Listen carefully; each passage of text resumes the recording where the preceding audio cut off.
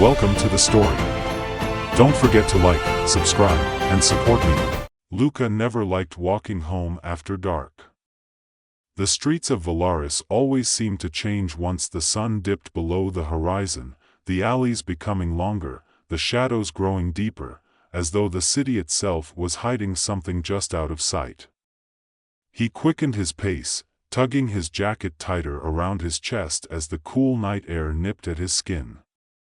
It had been a long shift at the cafe, the kind that made his bones ache and his mind foggy. He couldn't wait to get home, crawl into bed, and sleep off the exhaustion, but tonight, there was something else in the air, something more than just the usual unease that came with walking alone at night. Luca couldn't quite place it, but the hairs on the back of his neck prickled, and his footsteps echoed louder than usual against the cobblestones. He glanced around, his heart pounding in his chest, but the streets were empty. Not a single soul in sight. Still, he couldn't shake the feeling that he was being watched. He picked up his pace, practically jogging now, his eyes darting to every shadow, every corner. That's when he heard it, a low growl, barely audible but unmistakable. Luca froze, his breath catching in his throat.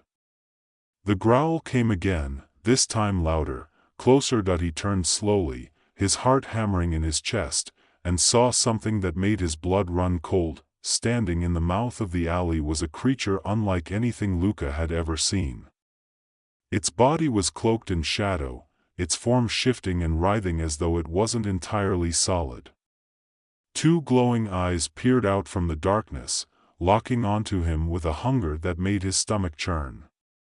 The creature let out another growl, this one more guttural, more threatening, and began to move toward him. Luca's legs moved before his mind had time to process what was happening. He bolted down the street, his sneakers slapping against the pavement as he ran for his life. He could hear the creature behind him, its footsteps heavy and unnatural, like the sound of claws scraping against stone. His lungs burned as he pushed himself harder, his heart racing with a fear he'd never felt before. He turned a corner, hoping to lose the creature in the maze of alleyways, but it was no use. The thing was faster, stronger, and it was gaining on him. Luca's mind raced, trying to figure out a plan, but all he could think about was the growing distance between him and his apartment. If he could just make it home.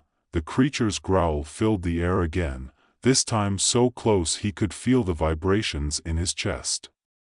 Luca stumbled, his foot catching on a loose cobblestone, and he went down hard. Pain shot up his leg as he hit the ground, his palms scraping against the rough stone. He scrambled to get back up, but it was too late. The creature was on him. Luca braced himself, expecting the searing pain of claws tearing into his flesh, but instead, there was a flash of light, bright and blinding. The creature let out a roar, more furious than ever, and Luca felt a rush of air as something swooped in, knocking the creature back. Luca blinked, his vision swimming from the sudden burst of light. He saw figures, two of them, moving with precision and speed, their weapons gleaming in the dim streetlights. One of them, a man with broad shoulders and a scar running down his cheek, was wielding a sword that shimmered with a strange, ethereal glow. The other, a woman with long dark hair tied back in a braid, was hurling bolts of energy from her outstretched hands. The creature snarled, its form flickering as it tried to regroup, but the two figures didn't give it a chance. They moved in unison, their attacks coordinated and deadly, and within moments, the creature was nothing more than a dissipating shadow. Luca lay there, stunned, his chest heaving as he struggled to catch his breath. He barely had time to process what had just happened before the man with the sword turned toward him, his expression unreadable. "You all right, kid?" he asked, his voice gruff but not unkind. Luca blinked, still trying to make sense of it all. I think so." The woman approached, her eyes scanning Luca as though checking for injuries. "You're lucky we were nearby," she said, her voice smooth and calm. That thing would have torn you apart. What was that? Luca asked, his voice trembling. What just happened? The man exchanged a glance with the woman before kneeling down beside Luca. That was a shadow wraith, he explained. Nasty little things that like to feed on fear. They come out at night, hunting anyone unlucky enough to be wandering the streets alone. Luca's heart was still racing, but now it was more from shock than fear. A shadow wraith? What are you talking about? That doesn't make any sense. The man stood, sheathing his sword with a flick of his wrist. Doesn't matter if it makes sense or not. You saw it with your own eyes. The woman extended a hand to Luca, helping him to his feet. You shouldn't be out here after dark, she said. Not anymore. Luca shook his head, still trying to process what he'd just seen. But how? Why doesn't anyone know about these things? Why don't people know they're in danger? The woman's expression softened, and she exchanged another look with the man. Because we make sure they don't have to know, she said. That's our job. Luca's head spun as he tried to wrap his mind around what they were saying. Shadow wraiths? Secret protectors? This wasn't real. It couldn't be real. And yet, the memory of the creature's glowing eyes and the fear that had gripped his heart felt all too real. The man clapped Luca on the shoulder, startling him out of his thoughts. You're coming with us, he said. There's no going back now. Luca blinked, confused. Going where? What do you mean? To the night sentinels, the woman said, her tone serious. You've seen too much. We can't just let you walk away. The night sentinels' headquarters was hidden beneath the city, deep in the labyrinth of tunnels that had once been used as storm drains and forgotten storage spaces. Luca followed the man and woman in stunned silence, his mind still reeling from what had just happened. The tunnels were dark and damp, but the further they went, the more they started to change. The walls became smoother, the air cooler, and faint lights lined the path, glowing softly with some kind of magic that Luca didn't understand. Finally, they reached a large iron door, and the woman stepped forward, placing her hand on it. A faint blue light pulsed beneath her palm, and with a soft creak, the door swung open. Luca's eyes widened as he stepped inside. The room was massive, a sprawling underground chamber filled with activity. Men and women in dark cloaks moved about, some sharpening weapons, others studying ancient texts. At the far end of the room stood a raised platform where a group of people, clearly leaders, were in deep discussion. The air hummed with a palpable energy, a sense of purpose that made Luca feel both out of place and strangely curious. Welcome to the Night Sentinels, the man said, his voice echoing slightly in the vast space. Luca turned to him, his mind racing with questions. Who are you people? The woman smiled faintly. We're the ones who keep the city safe from the things that go bump in the night. Before Luca could ask anything else, a tall figure descended from the platform, her presence commanding immediate attention. She had an air of authority about her, her sharp features softened by the wisdom in her eyes. Luca guessed she was the leader. This is him, she asked, her voice calm but firm. The man nodded. He saw everything. We had to bring him in. The woman turned her gaze to Luca, studying him for a moment before speaking. What's your name? Luca, he answered, his voice small in the cavernous room. Luca, she repeated, her eyes narrowing slightly as if trying to gauge his potential. Do you know what we do here? He shook his head, his mouth dry. I think so. You protect people from those things. The creatures. She nodded. We protect the city from the creatures of the night. Most people have no idea we exist, and we keep it that way. The less they know, the better.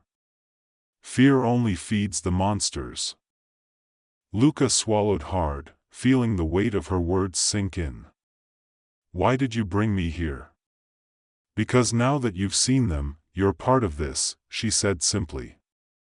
"We can't erase your memory, and even if we could, it wouldn't change the fact that you've been marked by the wraith. They'll come for you again.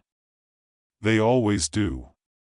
A cold chill ran down Luca's spine.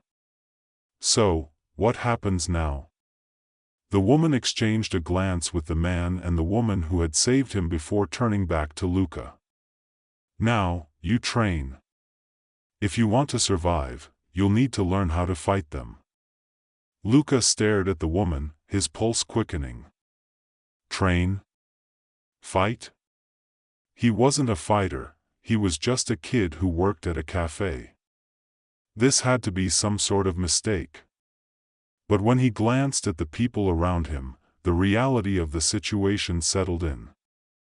There was no mistaking the weapons, the grim expressions, the air of readiness that hung over the entire chamber. "Wait," Luca stammered, taking a step back. "I can't, I'm not like you. I don't know how to fight." The woman didn't flinch. "You don't have a choice. The wraith marked you, Luca. From now on, you're a target. The only way to survive is to fight back." The word struck him like a physical blow. The image of the shadowy creature flashed in his mind, the way it had stalked him, hunted him. The way it had nearly caught him. A part of him wanted to run, to pretend that none of this was real, but deep down, he knew she was right. Whatever that thing was, it wasn't going to stop. He had to learn how to defend himself. The man who had saved him earlier stepped forward, clapping him on the shoulder. "Don't worry, kid. You'll learn. We all started somewhere." Luca swallowed hard, still unsure. But what other option did he have? "What's your name?" he asked, glancing at the man. "Cassius," the man replied with a grin. "And that's Lyra," he added, gesturing to the woman beside him. Lyra gave him a nod, her expression still unreadable. Luca wasn't sure what to make of her, but there was something about the way she carried herself, calm, steady, that made him feel a little less terrified. The woman in charge motioned for them to follow her. "Come with me." They walked through the vast chamber, weaving through groups of sentinels as they trained and prepared for whatever horrors awaited them in the dark. The atmosphere buzzed with energy, but it was the kind that came from necessity, not excitement. This wasn't a game. These people were preparing for war, a war that had been raging in the shadows for who knew how long. The woman led them to a smaller room off to the side, lined with weapons and shelves of strange artifacts. She turned to Luca, her gaze sharp. "This is where it begins. You'll train every day, combat, strategy, magic, and everything in between. We don't expect you to become a master overnight, but you'll need to be able to defend yourself if you want to survive." Luca felt his mouth go dry. Magic? Strategy? This was a far cry from making lattes at the cafe. But again, what choice did he have? Cassius picked up a sword from the wall, its blade shimmering with a faint blue glow. "We use enchanted weapons," he explained, handing the sword to Luca. "Normal steel won't cut it against the creatures we fight. These are infused with magic, designed specifically to take down the wraiths and other dark entities." Luca held the sword awkwardly, feeling its weight. It wasn't as heavy as he'd expected, but it still felt foreign in his hands, like it didn't belong there. He had no idea how to wield it, let alone fight with it. Lyra stepped forward, her gaze focused on him. "You'll need to learn fast. The wraiths will be back, and they'll be stronger next time.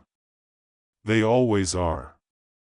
Luca's heart pounded in his chest as he looked from Cassius to Lyra, then back at the sword in his hand. Was this really happening? Was he really going to fight monsters in the dead of night? Before he could think too much about it, Cassius clapped his hands together, snapping Luca out of his thoughts. All right, let's get started. We'll start with the basics. The days that followed were a blur of training, exhaustion, and an overwhelming amount of information.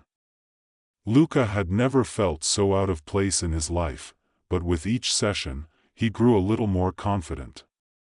Cassius and Lyra were relentless in their instruction, pushing him beyond his limits, but they were also patient.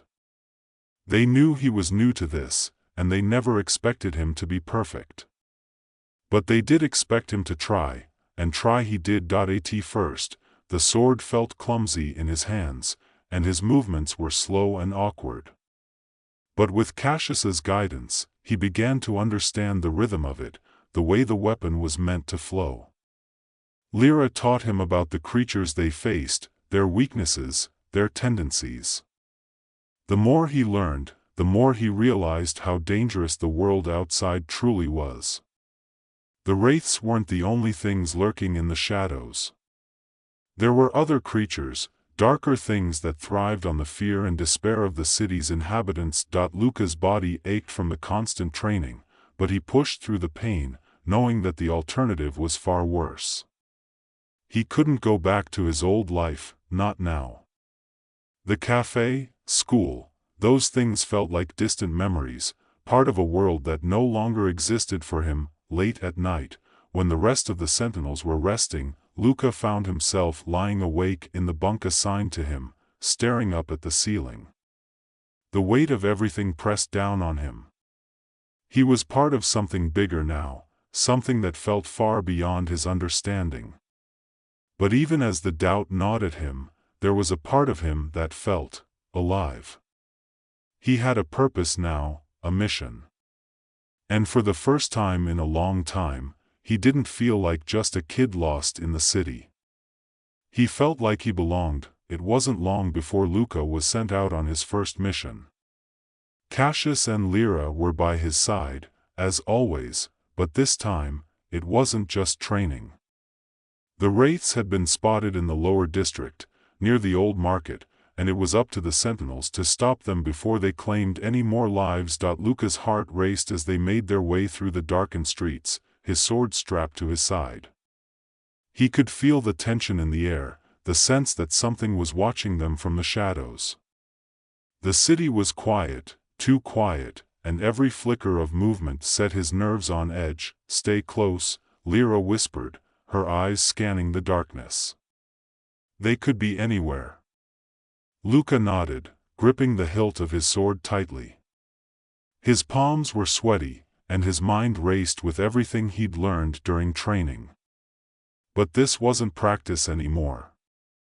This was real. They moved through the empty streets, their footsteps silent against the cobblestones. The market was just up ahead, its stalls abandoned, the air thick with the smell of rot. Luca's stomach churned as they approached, the sense of dread growing stronger with each step. Then, without warning, the shadows shifted. A growl echoed through the alleyway, low and guttural. Luca's blood turned to ice as a figure emerged from the darkness, a wraith, its form twisting and flickering like smoke. Its eyes glowed a sickly yellow, and it moved with unnatural speed, charging toward them. Cassius was the first to react, his sword already drawn as he stepped in front of Luca. With a swift, practiced movement, he slashed at the creature, the blade cutting through its shadowy form. The wraith let out a piercing shriek, but it wasn't finished. It lunged again, this time aiming for Lyra, who dodged just in time, sending a blast of energy from her outstretched hand. Luca watched in horror, his body frozen in place. This was nothing like training. The creature was faster, more terrifying than anything he'd imagined. His mind screamed at him to move, to help, but his legs felt like lead. Luca. Cassius's voice snapped him out of his trance. Get ready. It's coming back. The wraith snarled, its glowing eyes locking onto Luca. In that moment, something shifted inside him. The fear that had paralyzed him turned into something else, determination. He wasn't just a bystander. He was a sentinel now. With a shaky breath, Luca drew his sword. The creature lunged at him, and time seemed to slow. He saw the wraith's claws reaching for him, its snarling face inches away. But instead of retreating, Luca stepped forward, swinging his sword with all the strength he could muster. The blade connected, slicing through the wraith's shadowy form. The creature let out a final, ear-splitting shriek before dissolving into nothingness, its dark essence evaporating into the night air. Luca stood there, his chest heaving, his sword still raised. He'd done it. He'd actually done it. Cassius clapped him on the back, a grin spreading across his face. Not bad for your first time, kid. Lyra gave him a nod of approval, her expression softening slightly. You're getting there. Luca lowered his sword, his hands still trembling. He had faced the darkness, and he had survived. But as the adrenaline began to fade, he realized something else. The fight wasn't over, not by a long shot. This was just the beginning. Over the weeks that followed, Luca's skills continued to grow. He trained harder than ever, pushing himself to the brink, determined to prove that he belonged with the Sentinels. But with each victory came a deeper understanding of the world he had been thrust into. The wraiths were just one piece of the puzzle. There were other creatures, darker, more insidious, that lurked in the shadows, waiting for their moment to strike. And then there was the matter of the city itself. Luca had begun to notice patterns, places where the wraiths seemed to congregate more frequently, abandoned buildings, crime-ridden neighborhoods, places where human suffering was at its worst. It was as if the creatures were drawn to the darkness within people as much as the darkness of the night. It didn't take long for Luca to uncover the truth. There was more to the wraiths' attacks than random chance. Someone was controlling them, using dark magic to manipulate the creatures and direct their attacks. And as Luca dug deeper, he discovered that the corruption ran deeper than he had ever imagined. It was a counselor, a high-ranking official who had been pulling the strings all along. Vane had been using the creatures to weaken the city, feeding on the fear and chaos to strengthen his own power. And Luca, along with the rest of the Sentinels, had been his unwitting pawns. The discovery sent shockwaves through the Sentinels. Trust was shattered, and Luca found himself questioning everything he had fought for.